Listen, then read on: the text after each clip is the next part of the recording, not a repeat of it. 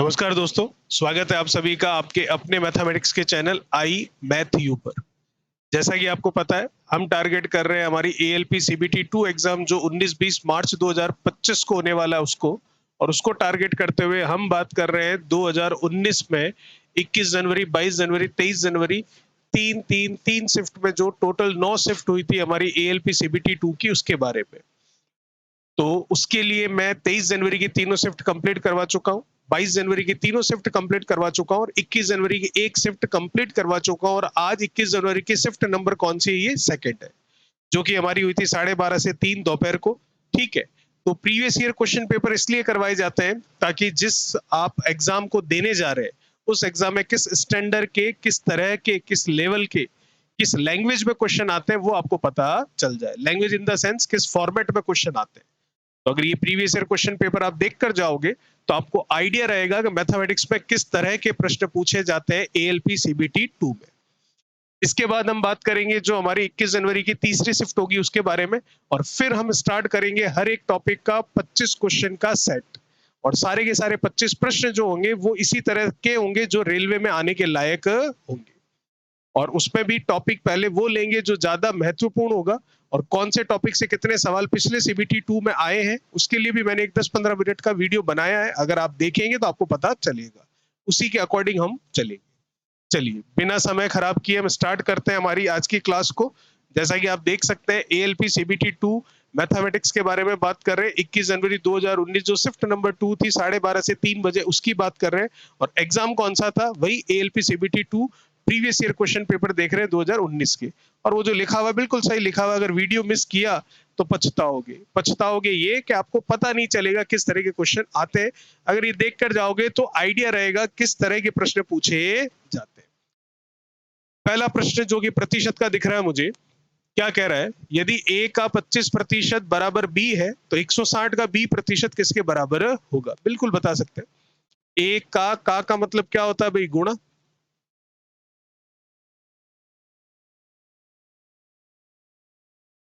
a का मतलब गुणा 25% का मतलब होता है 1/4 बराबर क्या है? b है। बिल्कुल सही है। तो आपको कह रहा है 160 का b प्रतिशत किसके बराबर होगा? तो 160 का मतलब गुणा, क्या बोल रहा है? b प्रतिशत। तो b का मान यहां से लिख लेता हूं, कितना है भाई? a/4 है। प्रतिशत हटाऊंगा तो नीचे क्या लगेगा? 100 लगेगा, तो ये 100 लगा लेते हैं। अब ये किसके बराबर है प्रश्न में, वो हमें चेक करना है। कुछ कट रहा है तो काटिए। 0 से 0, 4 से 4, ये गया 2, ये गया 5, कितना आया? 2a अपॉन में कितना? 5। तो इसका मतलब a के किसी ना किसी के बराबर है। अब किसके बराबर है? सारे के सारे ऑप्शन a के ही है। तो a के 40% के बराबर है क्या? 20% 1/5 होता है। 40% 20 का डबल होता है, तो 1/5 का डबल 2/5 होगा। तो क्या ये a का 2/5 लिखा हुआ है? बिल्कुल लिखा हुआ है। तो पहला ऑप्शन हमारा परफेक्ट होगा। ये लीजिए, पहला हमारा ऑप्शन आ चुका है। आगे जाने की ही आवश्यकता नहीं है क्योंकि दूसरे में a का 50% है, मतलब a/2 आएगा, जबकि 2a अपॉन कितना है? 5 है। अगला प्रश्न, 5 वर्ष पहले रोहन के पिता की आयु रोहन की आयु की 8 गुनी थी। 5 वर्ष बाद रोहन के पिता की आयु और रोहन की आयु का अनुपात 10:3 होगा। तो रोहन की वर्तमान आयु कितनी है, ये आपको पूछा जा रहा है। दो लोग हैं हमारे पास, एक तो रोहन और एक उसके पिता। आपको बोल रहा है कि 5 वर्ष पहले रोहन के पिता की आयु रोहन की आयु की 8 गुनी थी। तो रोहन अगर 1 था तो पिता कितने थे? 8 गुना मतलब 8। 5 वर्ष पहले की बात कर रहा है।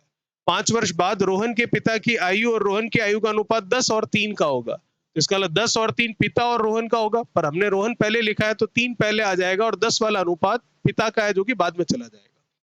बिल्कुल सही है। अब मैं देख सकता हूं कि 8 से 10 कितनी इकाई बढ़ी है? 2। 1 से 3 कितनी इकाई बढ़ी है? 2। तो दोनों की आयु भी बराबर बढ़ी है, तभी तो इकाइयां बराबर है। अगर इकाइयां बराबर नहीं होती तो हम इकाइयां बराबर करते हैं यहाँ पर। तो आयु कितनी बढ़ी है?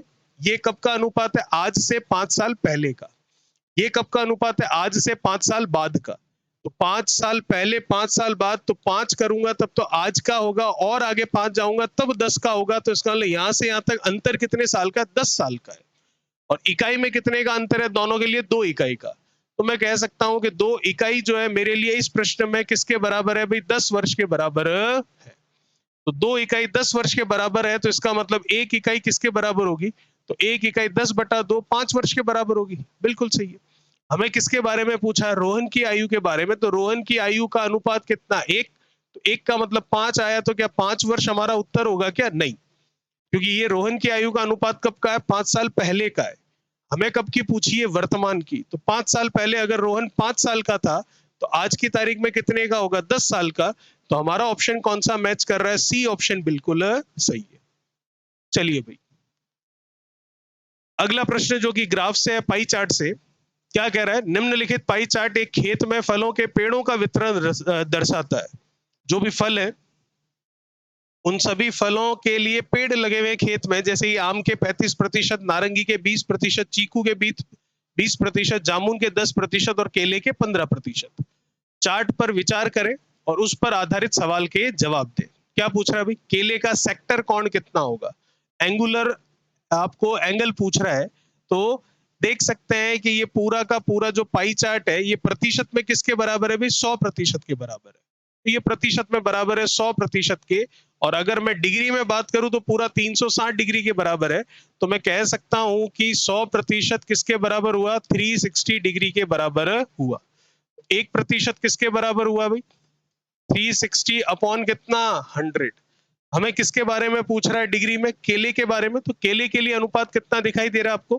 केले के लिए अनुपात केले के लिए प्रतिशत कितना दिखाई दे रहा है? 15। तो 15 किसके बराबर होगा? 15 से गुणा करके देख लेते हैं। बिल्कुल सही है। कैंसिल कर लो जो कट रहा है। 0 से 0, 5 से गया 3, 5 से गया 2, 2 से गया 36, कितना हुआ? 18। 18 का 3 से कितना? 54। कौन सा सही है? 54 डिग्री। सेकंड ऑप्शन आपका बिल्कुल क्या होगा? सही होगा। ठीक है भाई। चलिए, अगला प्रश्न। इंजन में खराबी के कारण एक एक्सप्रेस ट्रेन जो है अपनी सामान्य चाल की 9/10 चाल से चलती है और 2:28 बजे पीएम, मतलब दोपहर को, क्या होता है? उसकी जगह 2:34 पीएम पर पहुंचती है। कोई दिक्कत वाली बात नहीं है। तो उसने किस समय चलना शुरू किया था, ये आपको पूछा जा रहा है। बिल्कुल बता देंगे। देखो, इंजन में खराबी है, उस वजह से क्या हो रहा है? अपनी चाल की 9/10 चाल से चल रही है। तो इसका मतलब उसकी सामान्य चाल कौन सी है भाई? उसकी सामान्य चाल है 10। और उसका 9/10 करूं तो कितना आएगा? वही जो ऊपर लिखा हुआ है 9। तो अब वर्तमान में वो किस चाल से चल रही है? 9 चाल से चल रही है। तो ये तो उसका चाल का रेशियो हो गया। अब दूरी तो फिक्स है जितनी उसे चलनी है। तो अगर दूरी समान है तो चाल और समय एक दूसरे के क्या होंगे भाई? व्युत्क्रमानुपाती होंगे, इनवर्सली प्रोपोर्शनल होंगे। तो इसका मतलब समय का अनुपात क्या होगा? 9:10। बिल्कुल सही है। पहुंचनी कितने बजे चाहिए थी? 2:28 पर। पहुंची कब? 2:34 पर। तो कितने मिनट लेट पहुंची है? 2 और 4 6 मिनट लेट पहुंची है। तो इकाई में देखूं तो अब कितने मिनट लेट पहुंची है? 1 इकाई लेट पहुंची, और वो 1 इकाई 6 मिनट के बराबर मुझे दिखाई दे रहा है, क्योंकि 2:28 की जगह 2:34 है, तो हो गए 6 मिनट। अब कह रहा है उसने किस समय चलना शुरू किया होगा। तो किस समय चलना शुरू किया होगा अगर ये देखें तो 1 का मतलब 6 है, तो सामान्य देखें तो सामान्य के हिसाब से 1 का मतलब 6 है, तो 9 का मतलब कितना होगा? 9 इंटू कितना? 6, मतलब कितना होगा भाई? 54 मिनट होगा। बिल्कुल सही है, बिल्कुल सही है, 54 मिनट। तो इसका मतलब उसने 54 मिनट पहले चलना शुरू किया होगा। अगर वो 54 मिनट पहले चलना शुरू करती है और आराम से अपनी सामान्य गति से पहुंचती है, तो वो 54 मिनट में पहुंच जाती है। लेकिन मामला गड़बड़ हुआ है, और मामला गड़बड़ ये हुआ है कि 6 मिनट का एक्स्ट्रा समय लगा है, क्योंकि इससे वो पहुंची नहीं है। इससे कब पहुंची थी? जब इंजन खराब नहीं होता। पहुंची तो इससे है, बिल्कुल इससे पहुंची है। तो इसका मतलब 1 का मतलब 6 है, तो इस 10 का मतलब क्या रहा होगा? इस 10 का मतलब रहा होगा 6 इंटू 10, मतलब कितना? 60 मिनट। तो उसने 60 मिनट पहले चलना शुरू किया था, और पहुंची कब है? पहुंची है वो 2:34 पर। तो 60 मिनट पहले चली, इसका मतलब कितने बजे रवाना हुई थी? 1:34 पर वो रवाना हुई थी। ठीक है भाई। चलिए, ये तो सामान्य तरीके से पहुंचती, लेकिन इंजन खराब हो गया इसलिए अब इस तरीके से पहुंची है। तो 60 मिनट में पहुंची है और 2:34 पर पहुंची है, तो 60 मिनट पहले चली थी, इसका मतलब 1:34 पर रवाना हुई थी। अगला प्रश्न क्या कह रहा है? देखिए, 10,000 की राशि पर 10% वार्षिक दर पर 1 वर्ष के लिए वार्षिक और अर्धवार्षिक चक्रवृद्धि करने पर प्राप्त होने वाले चक्रवृद्धि ब्याज की राशियों के बीच अंतर कितना होगा? बताइए। हमें पता है पहले साल में सरल और चक्रवृद्धि दोनों ही ब्याज क्या होते हैं? बराबर। तो मूलधन कितना है मेरा? 10,000। बिल्कुल सही है।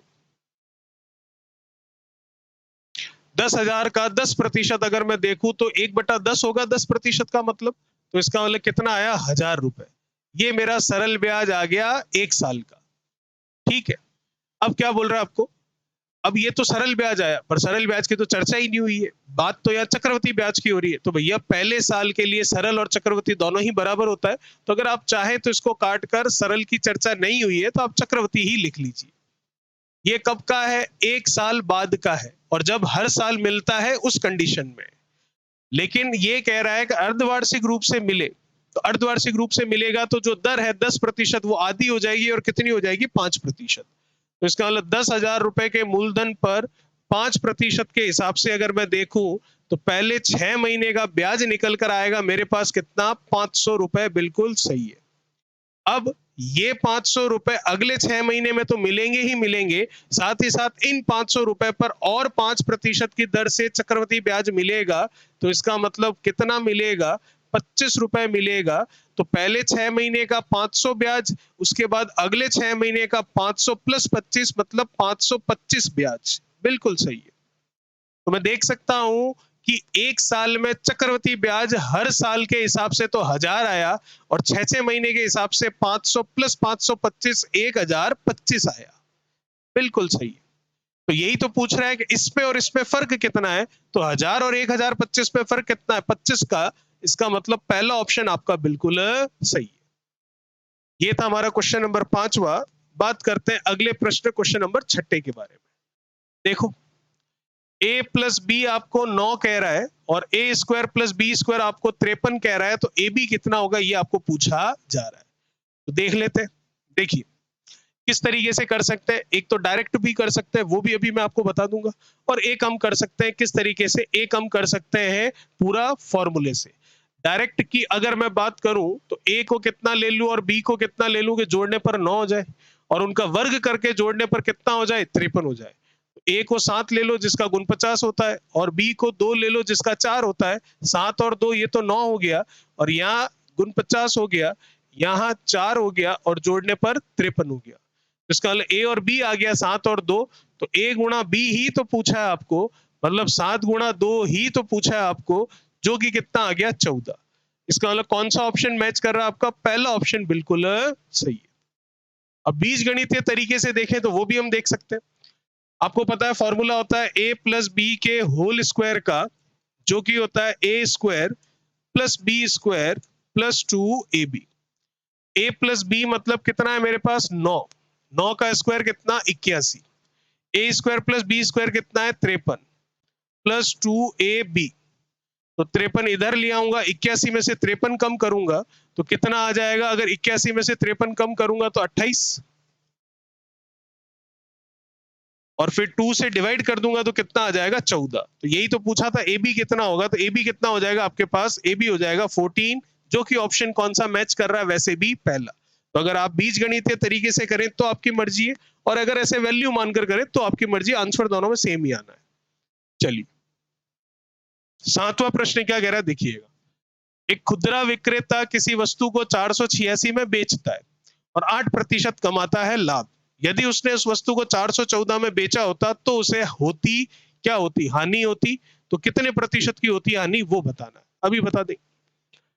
486 में बेचने पर उसको 8% लाभ होता है, इसका मतलब वो 108% में बेच रहा है, ये हम कह सकते हैं, और रुपए में 486 पर बेच रहा है। 1% या 1 रुपए का मतलब यहां पर क्या होगा, 108 बट्टा में कितना, 486। बिल्कुल सही। लेकिन 1 रुपए नहीं, बेचना कितने में, 414 रुपए में। तो 414 रुपए का मतलब क्या होगा, तो 414 से गुणा करवा देंगे, तो ये लीजिए 414 से गुणा करवा, प्रतिशत का प्रतिशत ही रहेगा, ध्यान रखिएगा। अब जो नंबर आएगा यहाँ पर वो 100 से जितना ज्यादा होगा वो लाभ को बताएगा, पर लाभ तो है ही नहीं ऑप्शन में, तो 100 से कम ही आएगा। तो 100 से जितना कम होगा वो हानि को बताएगा। बिल्कुल सेट करके देखते हैं, देखिएगा। जो चीजें कट रही है काट लीजिए भाई उसे। किससे काट ले इसको, 108 486 14 है, तो 12 से ये जाता है, 12 नम 108, ये 12 से चला जाएगा क्या, ये 2 से तो जा रहा है, ठीक है, और 6 से 4 18, चलिए 12 से नहीं जाएगा। चलो इसको पहले छोटे नंबर से ही काट लेते हैं। ये लीजिए 6 4 10 और 8 और 1 9, 9 से काट लेते हैं इसको। 9 से ये गया कितनी 12 बार, प्रतिशत में लिख चुका हूं उसको भूल जाइएगा। 9 से इसको काट लेते कितनी बार 5 बार, कितना बचेगा 3 36, तो 9 से ये चला जाएगा 4 बार, 9 चौक 36 हो गया। ठीक है, फिर इसको कर लेते हैं 5 4 9 और ये 3 3 से कर लेते हैं, कितनी बार गया ये 4 बार, और 3 से इसको कर लेते हैं तो ये चला जाएगा 1, और फिर कितना हो जाएगा 24, और 24 हो जाएगा तो फिर 3 से चला जाएगा कितना 8 बार। अब इसको कैंसिल करें, चलिए और हो गया ये 2 और ये कितना 9, 9 से इसको कर लेते हैं भाई 4 4 8 और 1 9 चला जाएगा 9 से, तो 9 से इसको कर लेते हैं तो 9 से हो जाएगा ये कितना 9 18 27 36। ठीक है, ये लीजिए 4 बार हो गया 36, और फिर रह गया आपके पास कितना 4 और 1 5 54, तो कितनी बार 6 बार। 46 का डबल कर लेते हैं तो 46 का डबल कितना हो जाएगा 92, तो 92% आ रहा है। अब 92% आ रहा है तो इसका मतलब 100 से कितना कम है 8, तो 8% की आपको यहाँ क्या होने वाली है हानि होने वाली है। ठीक है, चलिए अगला प्रश्न। 3 बक्सों का वजन जो है 4 5 और 11 किलोग्राम है, तो निम्नलिखित में से कौन सा इन बक्सों के किसी भी संयोजन का किलोग्राम में कुल वजन नहीं हो सकता। बिल्कुल देख लेते हैं। 4 5 11 किलोग्राम है, तो 4 5 और 11, सीधा ऑप्शन में ही चेक करते हैं, मतलब तीनों को जोड़ने पर किस नंबर को नहीं ला सकते, ये जो 4 ऑप्शन है उनमें से ये पूछा जा रहा है। 15 आ सकता है क्या? 15 बिल्कुल आ सकता है। कैसे आ सकता है 15? 4 और 11 जोड़ने पर 15 आ जाएगा, बिल्कुल सही है भाई। 16 आ सकता है क्या? बिल्कुल आ जाएगा। कैसे आ जाएगा? 11 और 5 को जोड़ने पर 16 आ जाएगा। 17 आ सकता है क्या? वो नहीं आ रहा है। क्या 20 आ सकता है क्या? बिल्कुल आ जाएगा। 11 5 और 4 को जोड़ने पर 20 आ जाएगा, लेकिन 17 नहीं आएगा, तो इसका मतलब ऑप्शन कौन सा होगा मेरा? सी ऑप्शन बिल्कुल सही। ठीक है, चलिए 9 नंबर देखिए क्या कह रहा है, बहुत ही बढ़िया सवाल है। एक व्यक्ति अपनी पूंजी के 2/7वें हिस्से की वसीयत अपनी पत्नी के नाम करता है। शेष पूंजी के 1 ध्यान रखिएगा, शेष पूंजी के 1/3वें हिस्से की वसीयत अपने पुत्र के नाम करता है, और शेष बची हुई जो पूंजी है वो अपनी 3 पुत्रियों में बराबर बांटता है। यदि प्रत्येक पुत्री को पुत्र के हिस्से के 2/3वें हिस्से के बराबर धन प्राप्त हुआ हो तथा प्रत्येक पुत्री को 2 लाख रुपए मिले हो, तो उस व्यक्ति की कुल पूंजी कितनी है, ये आपको पूछ रहा है। बिल्कुल बता सकते हैं। देखिएगा टोटल कितना है पता नहीं, माना कितना है टी है, बिल्कुल सही है। अब क्या बोल रहा है, एक व्यक्ति अपनी पूंजी के 2/7वें हिस्से की वसीयत अपनी पत्नी के नाम करता है। ये रहा टी, इसका 2/7 पत्नी को दे देगा। बचेगा कितना? 7 में से 2 जाएगा तो 5 बचेगा। ठीक है, तो शेष पूंजी, शेष कितनी है 5/7, ये टोटल थी, इसमें से 2/7 पत्नी को दे दी, तो बची कितनी इसी की 5/7 अब उसके पास पड़ी है, ये है शेष। तो शेष पूंजी के 1/3वें हिस्से की वसीयत अपने पुत्र के नाम कर देता है, तो ये जितना है इसका 1/3 पुत्र को दे देगा। ठीक है, फिर क्या बोल रहा है, शेष बची हुई पूंजी अपनी 3 पुत्रियों में, मतलब इसका 1/3 किसको दिया भाई? 1/3 ही है। हाँ, 1/3 किसको दिया? पुत्र को।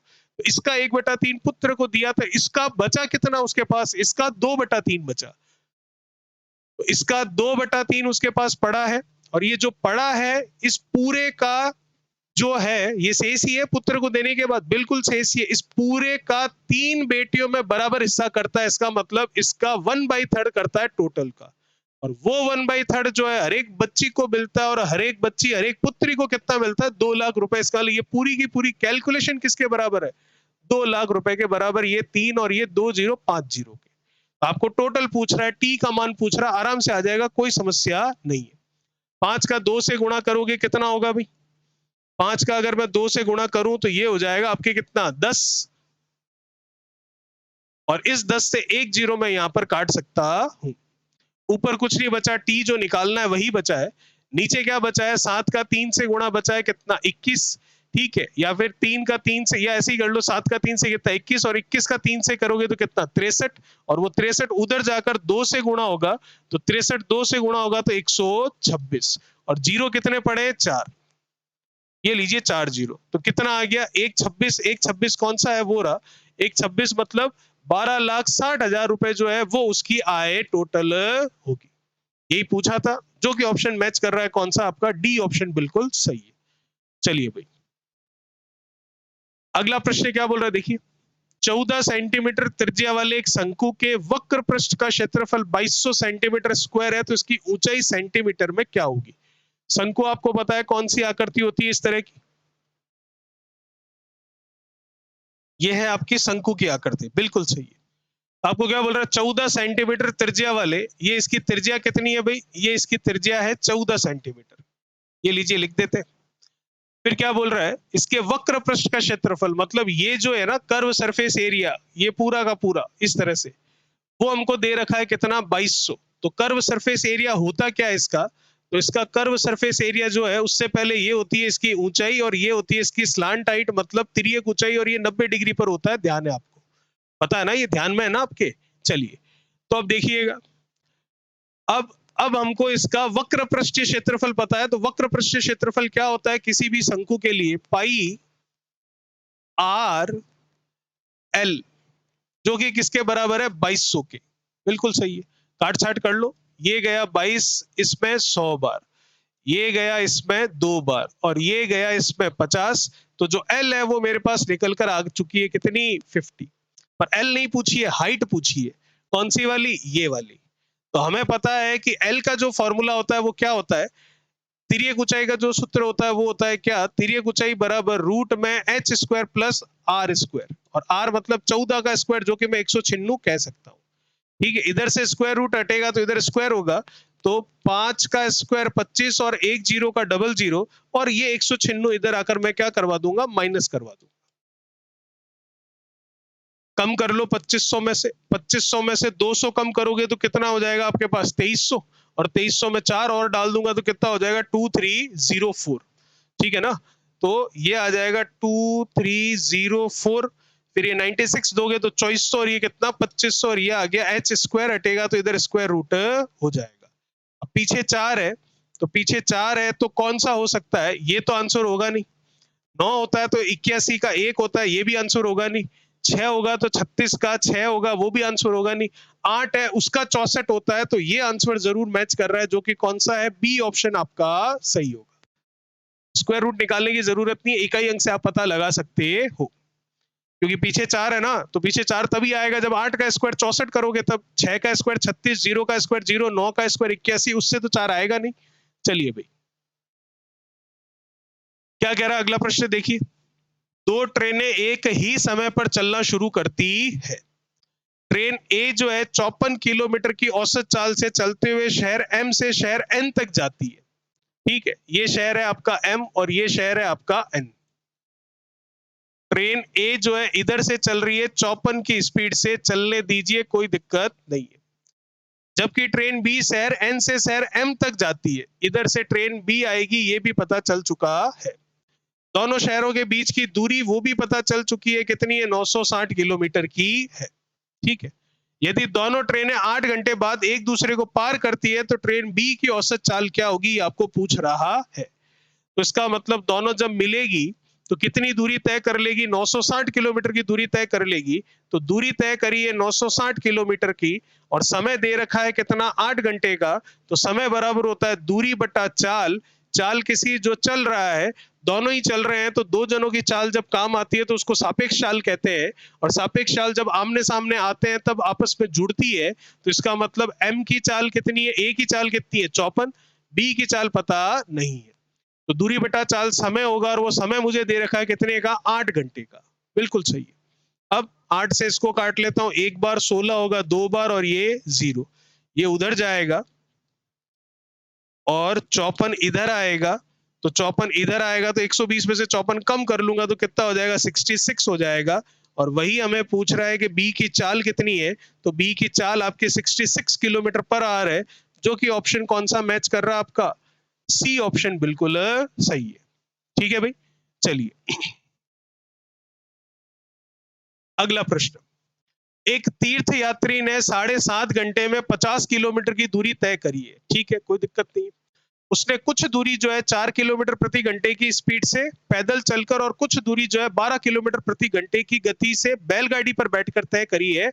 तो पैदल चलकर उसने कितनी दूरी तय करी है, बताइए। अभी बता देते हैं। मुझे पैदल के लिए अलग से स्पीड दे रखी है, मुझे बैलगाड़ी के लिए अलग से स्पीड दे रखी है। और कुल मिलाकर पूरी यात्रा की मुझे स्पीड दे रखी है, तो मैं एलिगेशन मेथड मिश्रण विधि यहां अप्लाई कर देता हूं। पैदल के लिए स्पीड कितनी है? 4 किलोमीटर प्रति घंटा। ये लीजिए 4 किलोमीटर प्रति घंटा। बैलगाड़ी से उसकी स्पीड कितनी है? 12 किलोमीटर प्रति घंटा। ये लीजिए 12 किलोमीटर प्रति घंटा। और पूरी यात्रा की उसकी स्पीड कितनी है वो नहीं पता है, दूरी पता है और टाइम पता है, तो स्पीड निकाल लेते। 50 की दूरी है और 7.5 का टाइम है, तो ये पॉइंट हटेगा, ये जीरो लगेगा, 25 से 3 जाएगा और 25 से 2 जाएगा, तो 20/3 जो है ये हमारे सामने आ जाएगा। अब एलिगेशन मेथड लगाते हैं तो यहाँ आएगा इन दोनों का अंतर। बिल्कुल सही है। तो इन दोनों का अंतर आएगा तो एलसीएम लूंगा 3 आएगा। फिर 12 का 3 से गुणा करूंगा 36 होगा, 36 में से 20 कम करूंगा तो 16 होगा, तो कितना आएगा? 16/3। आगे चलते हैं। यहां पर अगर मैं देखूं तो ये वाली बड़ी वैल्यू है, क्योंकि 20/3 है तो 6 पॉइंट कुछ आएगा। ठीक है, पहले ये बढ़ा था, अब ये बढ़ा, तो इसका मतलब 20/3 में से 4 कम करूंगा तो एलसीएम तो 3 आना तय है। 3 का 4 से गुणा 12, 12 माइनस अगर मैं करूं यहाँ पर इसमें से कम करूंगा 20/3, तो 20/3 में से ये कम होगा तो 20 माइनस 12 करूंगा तो कितना आएगा? 8 आएगा। 3 से 3 चला गया, 8 से 16 चला गया, कितना आ गया? 2 अनुपात कितना भाई? 1।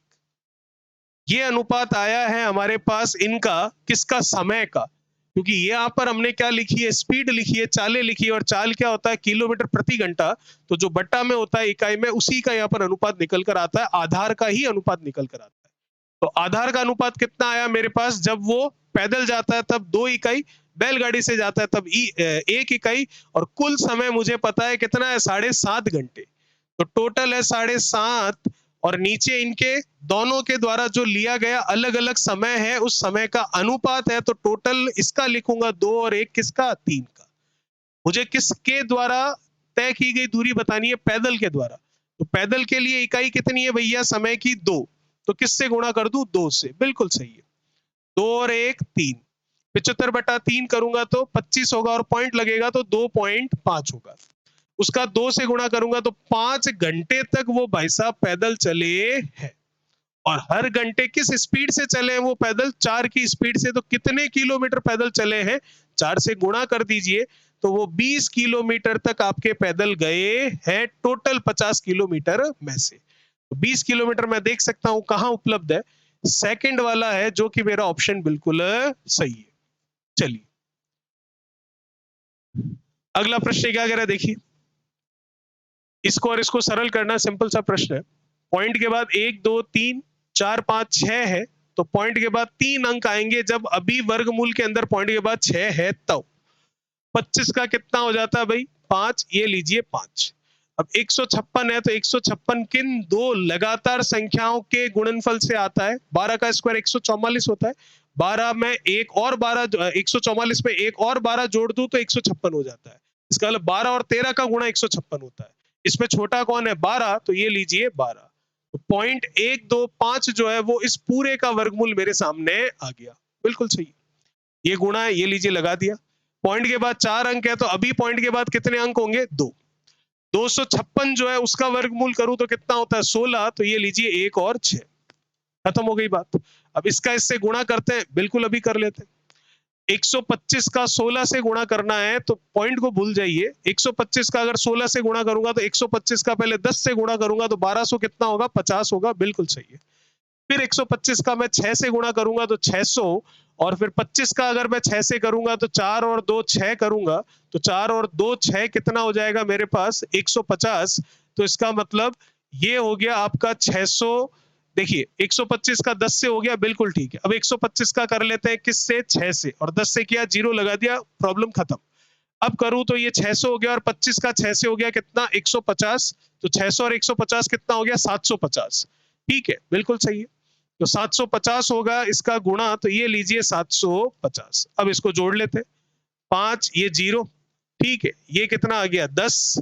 फिर 7 और 3 ये कितना? 10। फिर ये कितना? 1, और ये कितना? 2। ये आ गया। अब पॉइंट के बाद 3 और 2 5 अंक होने चाहिए। तो 1 2 3 4 तो हमारे पास है, एक मन से लगा लेता हूं तो 5 अंक होंगे, और पॉइंट लग जाएगा मेरा कहां पर? यहां पर। तो ये मेरा आंसर हो जाएगा 0.02000। लिखो ना लिखो कोई फर्क नहीं पड़ता। तो एक ही ऑप्शन मैच खा रहा है, कौन सा ऑप्शन है? वो आपका चौथा ऑप्शन है। ध्यान रखिएगा, ये वाला ऑप्शन मत कर देना, गलत हो जाएगा। चलिए क्या कह रहा है अगला प्रश्न 14वां देखिए। एक व्यापारी जो है 8,000 रुपए में 200 किलोग्राम अनाज खरीदता है। अच्छी बात है। परिवहन के दौरान इस अनाज का 4% हिस्सा नष्ट हो जाता है। ठीक है, खराब हो जाता है, गिर जाता है, कुछ भी है। 20% लाभ अर्जित करने के लिए उसे शेष बचे हुए अनाज को किस भाव पर बेचना होगा प्रति किलोग्राम पूछ रहा है। कितना लाया? 8,000 रुपए का लाया। चलिए भाई, कितना कमाना चाहता है? 20% कमाना चाहता है। ठीक है, तो कुल मिलाकर इस 8,000 रुपए पर 20% कमाना चाहता है, तो 8,000 का 120% करके बेचेगा, तब 20% कमाएगा। प्रतिशत हटेगा 120 का, तो नीचे 100 लगेगा। डबल जीरो से डबल जीरो ये जाएगा, तो 12 का 8 से करूंगा तो कितना होगा? 12 का 8 से 96। ठीक है, और ऊपर के जीरो कितने आपके पास? एक और एक दो, 9,600 रुपए में वो बेचेगा। लेकिन एक्चुअली 9,600 रुपए में पूरा 200 किलो नहीं बेच सकता, क्योंकि कितना हिस्सा नष्ट हो चुका है? 4% हिस्सा नष्ट हो चुका है। तो इसका मतलब 200 किलो अनाज में से 4% अगर नष्ट हो गया, प्रतिशत हटा तो 100 लगा, डबल से डबल कटा, 8 किलो नष्ट हो गया। बिल्कुल सही है। तो 9,600 रुपए टोटल उसके लगे हैं, मतलब उसकी जेब में आए हैं वापस, और 9,600 रुपए में उसने 200 किलो नहीं बेचा है। कितना कम करके बेचा है? 8 किलो। क्यों? क्योंकि 4% मतलब 8 किलो नष्ट हो गया। तो बेचा कितना है उसने? 92 केजी बेचा है। ठीक है भाई, नहीं 92 नहीं, 200 में से ये कम करूंगा तो 192 बेचा है। बिल्कुल सही। अब देख लेते हैं ये कितना आ रहा है। कितना आ जाएगा भाई? 96 का अगर डबल कर ले तो 4 कम हो रहा है, उसमें 8 कम होगा। बिल्कुल ये 2 बार जा रहा है, कोई समस्या नहीं है। फिर 2 से ये 100 50 बार जाएगा, बिल्कुल कोई समस्या नहीं है। तो 50 रुपए पर किलोग्राम के हिसाब से बेचेगा, तब ये पूरा का पूरा क्वेश्चन हमारा सेट हो जाएगा। चलिए भाई, किसी गियर ट्रेन में संचालक ड्राइवर वाला जो गियर है उसमें दाते हैं, जबकि संचालित फॉलोवर गियर में 10 दाते हैं। उसमें दाते कितने, यही पूछेगा आपको आगे। संचालक ड्राइवर गियर के प्रत्येक 16 चक्कर के लिए संचालित फॉलोवर गियर के 40 चक्कर घुमाता है। तो इसका मतलब जो ड्राइवर वाला गियर है उसमें दाते कितने, माना ए है, और वो चक्कर कितने लगाता है? वो चक्कर लगाता है आपके, कितने चक्कर लगाता दाते हैं, जबकि संचालित फॉलो वाले 10 दाते हैं। संचालक ड्राइवर के प्रत्येक 16 चक्कर लगाता है। ये लीजिए, बराबर। ये तो हो गया ड्राइवर गियर। अब जो फॉलोवर है उसके लिए बात करूं तो फॉलोवर में कितने? 10 दाते हैं। ये लीजिए, और चक्कर कितने लगाता है वो चक्कर लगाता है 40। ये लीजिए 40। तो आपको ये पूछ रहा है ड्राइवर गियर जो है, संचालित जो संचालक गियर जो है वो कितने चक्कर लगा रहा है, तो वो बता देते हैं। बिल्कुल, चक्कर दे रखे हैं, सॉरी, दाते कितने वो पूछ रहा है, अभी बता देते हैं। काट लेते भैया, किससे काटोगे? ये काट लो, ये 16 है, ये पूरा 400 है, और ये आपका ए है, तो 16 से ही काट लो। ठीक है, 16 से काट लो इसको। कितना? 16 32 48। ठीक है, 3 बार तो ज्यादा हो जाएगा, 2 बार में जाएगा, तो 2 बार में तो एक ही ऑप्शन दिख रहा है मुझे, कौन सा? 25। ठीक है, 32 होगा, 8 बचेगा, तो 16 का 5 80। बिल्कुल सही है, सी ऑप्शन मेरा परफेक्ट होगा। ठीक है भाई, तो इसका मतलब जो संचालक ड्राइवर वाला गियर होगा उसमें कितने दाते होंगे? 25 दाते होंगे, और वो 16 चक्कर लगाएगा। और जो फॉलोवर है, जो संचालित है, उसमें कितने दाते हैं? 10, और वो 40 चक्कर लगाएगा। चलिए, इसमें आपको सरल करके x का मान निकालना है। बहुत ही आसान है। कैसे? पहले इस ब्रैकेट पर फोकस करते हैं। 2 और 3 का एलसीएम कितना भाई? 6। 2 से 6 गया 3 बार, 3 का 3 से गुणा कितना? 9। 3 से 6 गया 2 बार, 2 का 4x से गुणा कितना? 8x। बिल्कुल सही है। और ये कितना है? 5/3। ये माइनस का पड़ा है, इसको अभी हम छेड़ नहीं रहे हैं। और बराबर में 5/6, ये भी पड़ा ही है। मैं इस 6 को 2 से 3 बार काट लेता हूं, इस 6 को 2 से 3 बार काट लेता हूं, और ये 2 पूरा ही काट लेता हूं। एक तरह से कॉमन लेकर मैंने इनको कैंसिल कर दिया है। ठीक है भाई, ओके। अब इसे सरल करते हैं। 3 इंटू 3, ये कितना हो जाएगा? 9। तो इसके नीचे कुछ भी नहीं है, मतलब 1 है, और ये 9 है, तो 1 और 9 का एलसीएम लेता हूं तो वो 9 आएगा। 1 से 9 9 बार जाएगा, 9 का 5 से गुणा 45, और साथ में x। 9 से 9 एक बार जाएगा, 1 का ऊपर गुणा करवाऊंगा, 5 से 5 ही रहेगा। ये माइनस का 5 अंदर जाएगा तो 45 होगा, और ये माइनस का 5 अंदर जाएगा तो ये माइनस करके 8 का 5 से 40 होगा। और बराबर में 5 और नीचे 3 पड़ा ही है, और ये 3 इस 9 को कैंसिल कर देगा 3 बार। 3 उधर चला जाएगा तो 15 हो जाएगा, और इधर 45x पे से 40x जाएगा तो 5x बचेगा। उधर कितना हो गया 15, और ये जो माइनस का 45 है उधर जाकर प्लस का हो जाएगा, तो 45 और 15 जुड़कर आपकी कितना हो जाएगा 60। अब वो जो 60 है 5 से डिवाइड होगा, तब मेरा आंसर x का जो पूछा गया है वो 12 आ जाएगा। ठीक है भाई, जो कि मैं ऑप्शन देख सकता हूं बिल्कुल मैच कर रहा है। कौन सा ऑप्शन आपका? सबसे पहला ऑप्शन बिल्कुल सही है। चलिए भाई, 48 और 54 का लघुत्तम समावर्तक ज्ञात करें। अभी कर लेते हैं, आप चाहो तो टुकड़े करके कर सकते हो, नहीं तो सीधा इसी में भी देख सकते हैं। एलसीएम होता क्या है? वह छोटी से छोटी संख्या जो दी गई संख्याओं से विभाजित होती है। ठीक है भाई, हाँ, 48 होता है 8 इंटू कितना 6, सही है। 54 होता है आपका 9 गुणा कितना 6, तो 6 तो आना ही है। फिर 8 और 9 दोनों ही अलग अलग है, क्योंकि 8 होता है 2 का क्यूब और 9 होता है 3 का स्क्वायर, तो 8 और 9 भी आ ही जाएंगे। हो गया हमारा आंसर। तो 8 का 9 से कितना 72, और 72 का किससे गुणा करूं 6 से, तो 72 का 6 से करूंगा तो कितना हो जाएगा 6 का 12, 6 का 7 से करेंगे, ठीक है, कितना हो जाएगा आपका 72 का 6 से, तो 6 का 7 से 42 और 6 12, 42 और 12 करूंगा 420, और 12 कितना हो जाएगा 432। बिल्कुल सही है ऑप्शन हमारा, कौन सा? सेकंड ऑप्शन आ जाएगा इनका गुणनफल करने पर, और वही हमारा इनका एलसीएम कहलाएगा। चलिए भाई, हाँ, पाइप ए जो एक टंकी को x घंटे में भर सकता है, पाइप बी इसे 15 घंटे में खाली कर सकता है। दोनों पाइप एक साथ खोल दिए जाते हैं तो टंकी 7 घंटे और 30 मिनट मतलब 7.5 घंटे में भर जाएगी। x का मान क्या होगा वो आपको पूछ रहा है। अभी देखते हैं, ये पाइप ए है, बिल्कुल ठीक है, और क्या है, पाइप बी है, इसे 15 घंटे में खाली कर सकता है। ये लीजिए 15 घंटे में खाली कर सकता है। दोनों एक साथ खोल दिए जाए, चलिए दोनों एक साथ है वो वाला केस लेते हैं। तो बी का समय दे रखा है कितना 15 घंटे, किस चीज का है? खाली करने का, तो माइनस में आएगा। दोनों एक साथ खोल दिए जाते हैं तो 7 घंटे, मतलब ए क्या करता है भरता है वैसे भी, ठीक है, तो ये प्लस है और ये क्या है माइनस है, लेकिन 7 घंटे 30 मिनट में भर जाएगी, तो 7 घंटे 30 मिनट मतलब 7.5 घंटे मतलब 15/2 मैं कह सकता। एलसीएम ले लेता हूं, 15 और 15 का 15 ही आएगा, इसके नीचे 1 इसके नीचे 2 है, तो भिन्नों का एलसीएम मतलब अंशों का एलसीएम, जो कि 15 15 का 15 ले लिया हमने, और हरों का क्या एचसीएफ, इसके नीचे कितना है 1, इसके नीचे कितना है 2, तो 1 और 2 का अगर मैं एचसीएफ लूंगा तो 1 ही आएगा, जो कि इसके नीचे लिख सकता हूं। 15/15 कितना 1, 15/15/2, तो बट्टा के नीचे बट्टा है तो ऊपर चला जाएगा, और 15 से 15 1, तो ये कितना आ जाएगा 2। कुल काम कितना है 15 ही है। अब वो कुल काम हमको करवाना किससे है? वो कुल काम हमको ये करवाना है कि x का मान ज्ञात करना, और x कौन सा है? एक टंकी x घंटे में भर सकती है वो x है। तो देखना भैया जरा, दोनों में से इसकी कार्य क्षमता जो है वो घटाई जाएगी, तब आपका किसका मान आ जाएगा? a का मान आ जाएगा। तो इनकी कार्य क्षमता जो भरने की है या खाली करने की है, दोनों एक साथ खोल दिए जाते हैं तो टंकी भर जाती है, तो इसका मतलब इनकी कार्य क्षमता ये दो तो धनात्मक होगी, बिल्कुल सही है। इसमें से इसकी कार्य क्षमता घटाऊंगा जो कि किसकी है? माइनस की है, क्योंकि बी क्या करता है? खाली कर सकता है, तो इसका मतलब 2 माइनस, फिर ये जो एफिशिएंसी वाला माइनस है तो माइनस माइनस प्लस होगा, और इसकी एफिशिएंसी 1 आ जाएगी। 15/3 करूंगा तो मेरा उत्तर 5 आएगा, जो कि ए पाइप के लिए होगा, और वही एक्स माना था और वही हमारा निकल कर आया है 5, मतलब सेकंड ऑप्शन बिल्कुल सही है। चलिए भाई, ये आपका सरलीकरण का प्रश्न है, करते हैं। बहुत ही अच्छा बढ़िया सवाल है, 19वां तो सवाल है, ध्यान रखना 19 प्रश्न के साथ मत ले लेना, 19 पॉइंट नहीं है ये। 12 माइनस 20% का मतलब याद होना चाहिए 1/5 होता है, 20/100 मतलब 1/5।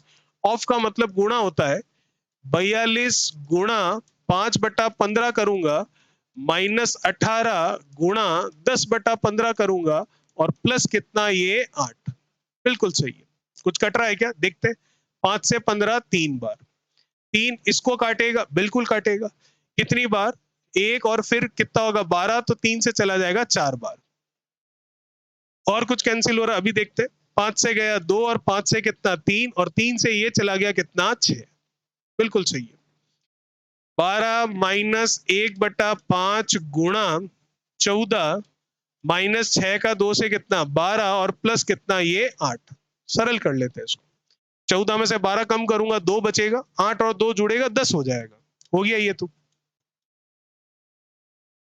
5 10 को 2 बार काटेगा और 12 में से 2 कम कर लूंगा तो कितना आ जाएगा मेरे पास 10 आ जाएगा, जो कि मैं ऑप्शन देख सकता हूं कौन सा मैच कर रहा है आपका फर्स्ट ऑप्शन बिल्कुल सही है। ठीक है भाई, चलिए अगला प्रश्न देखते हैं, क्वेश्चन नंबर 20वां। 1 4 9 x 12 14 15 और 16 का माध्य कितना है 10 है। तो हमें क्या पूछ रहा है, बहुलक ज्ञात कीजिए। बहुलक ज्ञात कीजिए, the mean of the numbers is this then find out the mode. Mode कैसे ज्ञात करें भाई, 1 4 9 x 12 14 15 और 16 का माध्य तो हमारे पास 10 है, तो बहुलक ज्ञात करना नहीं होगा। आई थिंक यहाँ पर x की वैल्यू ज्ञात करना होगा। थोड़ा सा इसको सही कर लेते हैं सवाल को।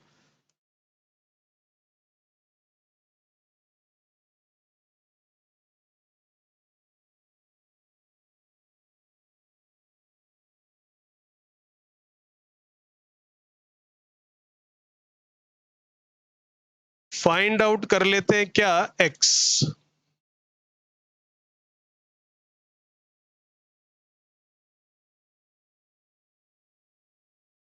और यहां लिख लेते हैं x का मान ज्ञात करें।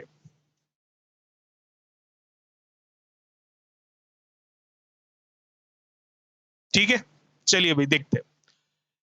इन सबका माध्य दे रखा है 10, तो मैं देख सकता हूं माध्य क्या होता है, राशियों का योग बटा राशियों की संख्या, और माध्य है कितना 10, और संख्याएं कितनी है देखते हैं, 1 2 3 4 5 6 7 8, तो नीचे क्या आ जाएगा 8, ऊपर क्या आएगा इनका योग कर लेते हैं। 9 और 1 कितना 10, ठीक है, 10 और 4 कितना 14, फिर 14 और 14 कितना 28, 28 और 2 कर लूंगा तो 30 और 40, 40 और 15 कर लूंगा। अच्छा 16 को काउंट नहीं किया क्या, 1 2 3 4 5 6 7 8, चलो कर लिया कोई दिक्कत नहीं है। हाँ कहाँ थे हम, 9 10 14 14 14 28, 28 और 12 कितना हो गया आपके पास 40, ठीक है, 40 और 15 कर लूं तो कितना हो जाएगा आपके पास, या 15 और 15 30 कर लूं 70, और एक कितना 71, तो 71 प्लस क्या हो गया ये आपके पास x हो गया। ठीक है, अब कोई दिक्कत नहीं है, वैल्यू निकालनी है किसकी, x की, निकल गई वो तो। कैसे देखिए, 8 उधर जाएगा 80, और 71 उधर जाकर माइनस हो जाएगा तो कितना 9, 80 में से 71 चला जाएगा, 9 बचेगा, मतलब सी ऑप्शन बिल्कुल हमारा क्या होगा, सही होगा। चलिए भाई, क्या कह रहा है क्वेश्चन नंबर 21वां, ये भी काफी अच्छा सवाल है। क्या कह रहा है देखिए, 0.1 0.1 0.1 तीन बार है, प्लस 0.04 0.04 0.04 ये भी तीन बार है, और गुणा में है। ठीक है, ये ऐसे है, क्यों ना इसको ऐसे लिख दूं मैं, 0.1 का क्यूब तीन बार आ रहा है ना, क्या दिक्कत है, प्लस 0.04 का क्यूब तीन बार आ रहा है, क्या समस्या है, बटा 0.2 0.2 0.2 और प्लस 0.08 इंटू 0.08 इंटू 0.08, तो जो नीचे बटा मैं इन सब में से मैं 0.2 कॉमन लेना चाह रहा हूं, तो 0.2 कॉमन नहीं आएगा, 0.2 तीन बार है तो 0.2 का क्यूब कॉमन आएगा। कैसे, इसमें से 0.2 लोगे तो यहाँ 0.1 बचेगा, या यूं कह दूं 1 बचेगा, यहाँ 0.2 लोगे, ठीक है, या फिर ऐसा करते हैं 0.2 की जगह 2 कॉमन ले लेते हैं, वो ज्यादा सही रहेगा, हमारा आंसर आराम से आ जाएगा, पॉइंट वाली संख्याएं अंदर ही अंदर कट जाएगी। नीचे 0.2 है, मैं उसको लिख लेता हूं 2 इंटू 0.1, आगे वाले को भी लिख लेता हूं 2 इंटू 0.1, उससे आगे वाले को भी लिख लेता हूं 2 इंटू 0.1, फिर ये प्लस लगा हुआ है वो लगा लेता हूं, इसको मैं लिख लेता हूं 2 इंटू 0 पॉइंट कितना 04, इसी तरह से इसको भी लिख लेता हूं 2 इंटू 0.04, इसको भी 2 इंटू 0.04। आप देख सकते हैं 2 यहाँ 3 टाइम्स है, 2 वहां भी 3 टाइम्स है, तो 2 का क्यूब कॉमन ले लेता हूं, ऊपर वाला तो यूं का यूं रहेगा, इस पूरे में से मैं कॉमन ले सकता हूं क्या 2 का क्यूब, क्योंकि 2 यहाँ 3 टाइम्स है और 2 यहाँ पर भी 3 टाइम्स है, तो 2 का क्यूब कॉमन आ जाएगा, तो ऊपर वाला तो पड़ा ही है आपके पास, वैसे इतना लिखने की आवश्यकता थी नहीं, पर आपको समझ में अच्छे से आ जाए इसलिए लिख दिया, तो 2 का क्यूब बाहर आ गया, अंदर क्या है 0.1 0.1 0.1 मतलब 0.1 का क्यूब, प्लस 0.04 0.04 0.04, बाकी तो कॉमन जा चुका है, तो 0.04 का क्यूब, इस पूरे से ये पूरा कैंसिल हो गया तो ऊपर क्या बचा 1 और नीचे 2 का क्यूब बचा, मतलब कितना है 2 का क्यूब 8 और 1/8 हमको अच्छे से पता है कितना होता है 0.125, मतलब पहला ऑप्शन आपका बिल्कुल क्या होगा, सही होगा। ठीक है भाई, चलिए अगला प्रश्न क्या कह रहा है देखिए, cot 30 माइनस 1/2 cosec 60 कितना होगा। cot 30 का मान क्या होता है, cot 30 का मान होता है आपके tan 30 का उल्टा, और tan 30 क्या होता है sin 30 1/2 और √3/2, तो इसका मतलब 1/√3 होता है इसका मान। आगे चलते हैं, 1/2 cosec 60 कितना होता है, sin 60 का उल्टा होता है, और sin 60 कितना होता है √3/2, बिल्कुल सही है। एलसीएम ले लूं, ले लीजिए, तो एलसीएम अगर ले लें हम यहाँ पर, तो cosec 60 सही लिखा है ना भाई, sin 60 √3/2, नहीं √3/2 नहीं, 2/√3 होगा, सॉरी √3/2 तो 1 से ज्यादा हो जाएगा, तभी गड़बड़ लग रहा था। ये आ गया हमारे पास, और ये 1/√3, 1/√3, ये जीरो कैसे आ रहा है, cot 30 कितना होगा भाई, cot 30 tan 30 का उल्टा, और tan 30 कितना होगा sin 30, मतलब 1/2 और √3/2, तो √3/2 कोई वैल्यू गड़बड़ हो रही है क्या, cot 30 tan 30 reverse tan 30 sin upon cos, तो sin कितना होता है 1/2, ठीक है, और ये कितना हो गया आपके पास साइन 30 और cos 30, साइन 60 का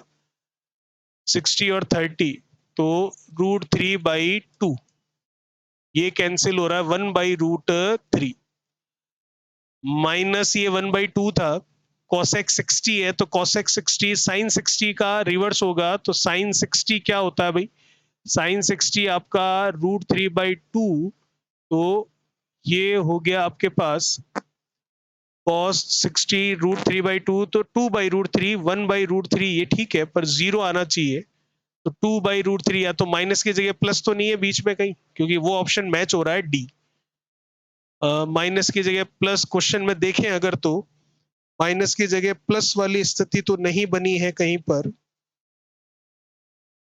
22 नंबर में वैल्यू कौन सी गड़बड़ हुई है यहाँ पर, चलो एक बार वापस देख लेते हैं, cot 30 की वैल्यू गड़बड़ होगी क्या, cot 30 कितना होगा, cos अपॉन साइन होगा ना, अच्छा cos अपॉन साइन, तो cos √3/2, अच्छा √3/2 अपॉन 1/2, मतलब ये कितना आएगा √3 आएगा, सॉरी एलसीएम कितना आ गया भाई, √3 आ गया, ठीक है, √3 का √3 से 3 हो गया, माइनस √3 से √3 गया 1, 1 का 1 से कितना हो गया 1, तो 3 - 1 कितना 2 अपॉन में कितना √3, तो 2/√3, मतलब कौन सा ऑप्शन सही है आपका, चौथा ऑप्शन बिल्कुल सही है।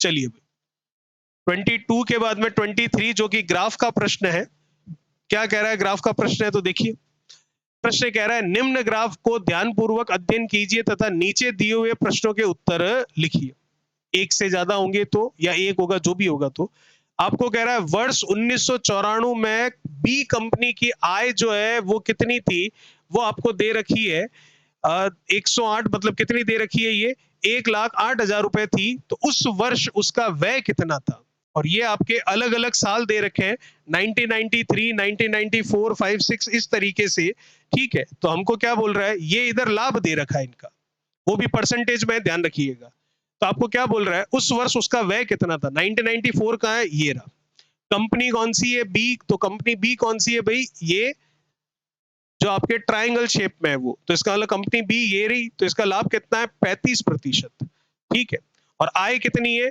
1,08,000 रुपए, बिल्कुल सही है, तो इसका मतलब 135%, क्योंकि लाभ 35% है, तो 135% किसके बराबर है 1,08,000 रुपए के बराबर है, तो 1% किसके बराबर होगा 1,08,000 बटा 135 के, लेकिन मुझे उसका व्यय पूछ रहा है, तो कमाया कितना 35%, बाकी 100% क्या था उसका खर्चा, तो 100 की वैल्यू निकालनी है, तो 100 से यहाँ पर मैं क्या कर दूंगा गुणा, कर लो भैया काट छाट जो भी है, काट लीजिए इसको, 5 से गया कितना 20, 5 से ये गया कितना पहले 2, और फिर ये कितना गया 7, बिल्कुल सही है, 9 से जाएगा ये कितना 3 बार, और 9 से ये जाएगा कितनी बार, 12 बार, और 3 जीरो उसके साथ लगे हुए रहेंगे। 3 से ये जाएगा कितनी बार, 4 बार, और 3 जीरो साथ लगे हुए रहेंगे। 3 और 1 4 जीरो हो जाएंगे, और 4 और 2 8 हो जाएगा। तो 8 और 4 जीरो मतलब 80,000 वाला मामला कहां पर है, सेकंड वाले ऑप्शन में बिल्कुल सही है। चलिए भाई, समीकरण दे रखी है 4x plus 6y is equals to 9। इसके द्वारा प्रदर्शित रेखा जो है उसकी स्लोप ढाल क्या होगी। तो जो ढाल का समीकरण होता है हमारे पास वो होता है y बराबर mx प्लस क्या c। y होता है y अकेला, और x जो भी इसके कोफिशिएंट, और m जो है उसको हम क्या बोलते हैं, यहाँ पर स्लोप बोलते हैं, और वही स्लोप आपको पूछी जा रही है। तो हमारे पास समीकरण कौन सी है, उससे उस समीकरण को इस समीकरण में लेकर आते हैं। 4x plus 6y is equals to 9। तो 6y, y को अकेला करना है तो वो उधर जाएगा, तो 9 माइनस कितना होगा, 4x होगा, बिल्कुल सही है। फिर ये y के साथ वाला 6 भी उधर जाएगा, क्योंकि इस समीकरण को इस फॉर्मेट में लाना, और जो m आएगा x के साथ वाला वही स्लोप होगी। तो इसका 6 नीचे जाएगा, तो 9/6 माइनस 4/6, और ये क्या हुआ, x, y अकेला हो गया। ये कितना आ रहा है, 2, ये कितना आ रहा है, 3, ये कितना आ रहा है, 2, ये कितना आ रहा है, 3। ये 3 से घटा और ये 2 से घटा। x के साथ में कौन है, x के साथ में -2/3 है। तो जो x के साथ में होता है वही तो ढाल होती है, तो -2/3 मेरा आंसर होगा, जो कि मैं देख सकता हूं ऑप्शन कौन सा मैच कर रहा है आपका, चौथा ऑप्शन बिल्कुल सही है। ठीक है भाई, चलिए अगला प्रश्न।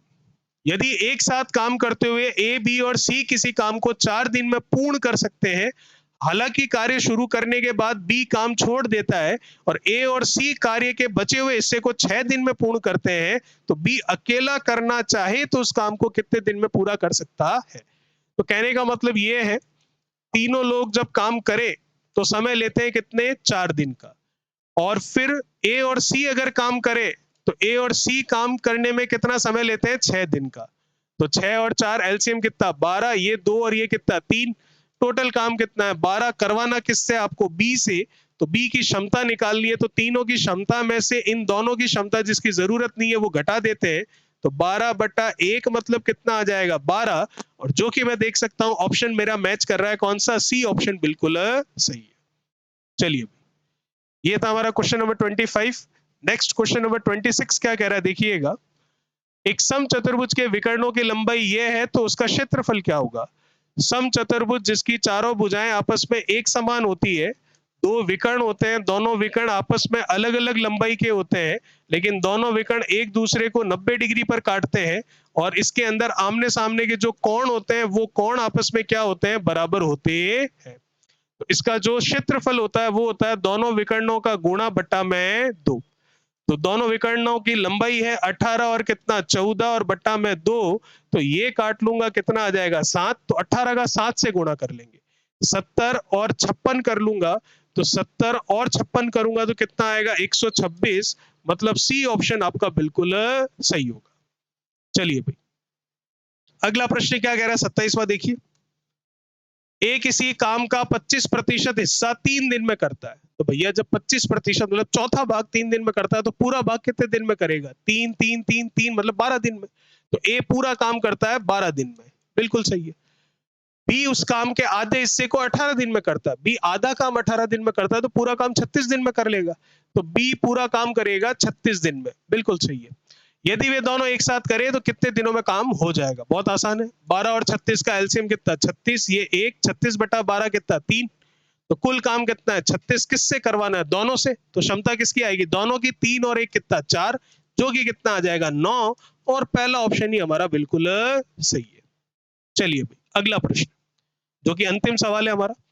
विनोद और मनोज का वर्तमान वेतन 6 और 7 का है। विनोद और ये है आपका मनोज, 6 अनुपात कितना है, 7 वर्तमान में वेतन है, ध्यान रखना।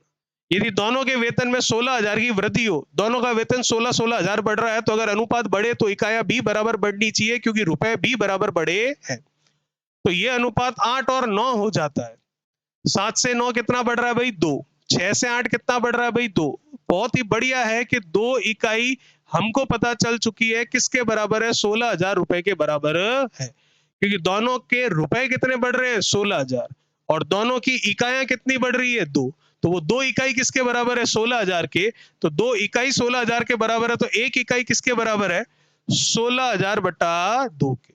पर क्या कोई 1 इकाई के बारे में आपको पूछ रहा है? बिल्कुल भी नहीं पूछ रहा। आपको पूछ रहा है मनोज का वर्तमान वेतन, तो मनोज का वर्तमान वेतन 7 या 9? ये अनुपात कब का है? वर्तमान का। तो 7 के बारे में पूछ रहा है, तो 7 से आप गुणा कर दोगे, ये 8,000 होगा, और 8,000 का 7 से गुणा करोगे तो 56 आएगा, और 0 3 लगेंगे, तो 56,000 मतलब सी ऑप्शन आपका बिल्कुल क्या होगा? सही होगा। तो ये था हमारा 21 जनवरी 2019 शिफ्ट 2 का पेपर, जिसमें 28 प्रश्न आए थे, वो मैंने आपको करवा दिए एज इट इज। इसके बाद में बात करेंगे 21 जनवरी 2019 के शिफ्ट नंबर 3 की। आई होप मैं आपको समझाने में सफल रहा हूंगा। अगर आप नए हैं इस चैनल पर और आपको कुछ अच्छा लग रहा हो इस चैनल पर, तो कृपया चैनल को सब्सक्राइब करें। और अगर ये वीडियो आपके लिए उपयोगी रहा हो और चीजें समझ में आई और आपको लगता है कि आपका भला होगा इससे, तो इस वीडियो को लाइक कीजिए। और साथ ही साथ अगर दूसरे स्टूडेंट का भला करना चाहते हैं तो वीडियो को शेयर कीजिए। और अगर इस पूरी क्लास की एज इट इज आप पीडीएफ चाहते हैं, तो टेलीग्राम पर जाकर आई मैथ यू के नाम से, इसी चैनल के नाम से ग्रुप बना हुआ, उस ग्रुप को ज्वाइन कीजिए। धन्यवाद। Thank you so much.